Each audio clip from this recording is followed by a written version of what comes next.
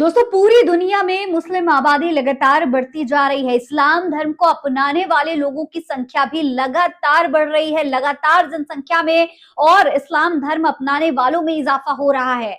ताजा मामला जो है वो नेपाल से सामने आया है। जी हाँ, नेपाल को लेकर इस वक्त तमाम डेटा सामने आए हैं, जो मैं आज की इस वीडियो में आपको डिटेल में बताने वाली हूँ, इसलिए वीडियो को पूरा जरूर देखिएगा।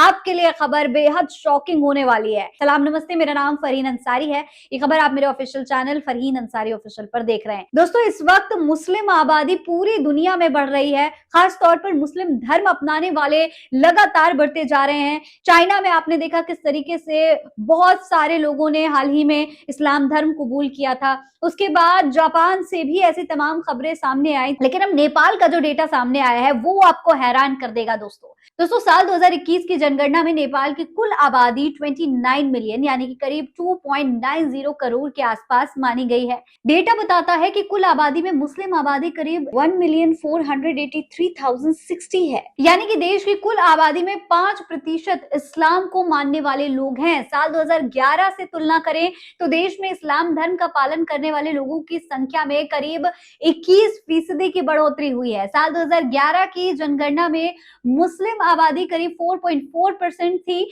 मगर साल 2021 में नेपाल की कुल आबादी में मुस्लिम आबादी का जो परसेंटेज है वो 5.9 है। डेटा बताता है कि इसी समय में हिंदू आबादी 81.34% से घटकर 81.19% तक पहुंच गई है, यानी कि हिंदू आबादी में काफी ज्यादा कटौती हुई है। इसी तरीके से देश में बौद्ध धर्म का पालन करने वाले लोगों की संख्या 9% से घटकर 8.2% पर पहुंच गई है।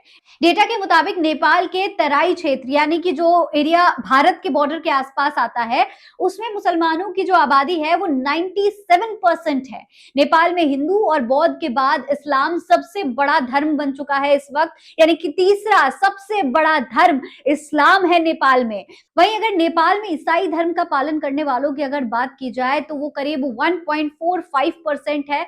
अनुमान ये लगाया जाता है कि नेपाल के जो मुसलमान हैं वो ज्यादातर भारत के उत्तर प्रदेश और बिहार से जाकर के वहां पर बसे हुए हैं। दोस्तों, अगर इन तमाम डेटास का एनालिसिस किया जाए और अनुमान के हिसाब से देखा जाए तो साल 2031 तक वहां पर मुस्लिम आबादी 7 से 10% तक पहुंच सकती है, यानी कि कहीं ज्यादा बढ़ सकती है। यानी साल 2031 तक देश की कुल आबादी में मुस्लिम आबादी 7 से 10% तक बढ़ने का अनुमान है।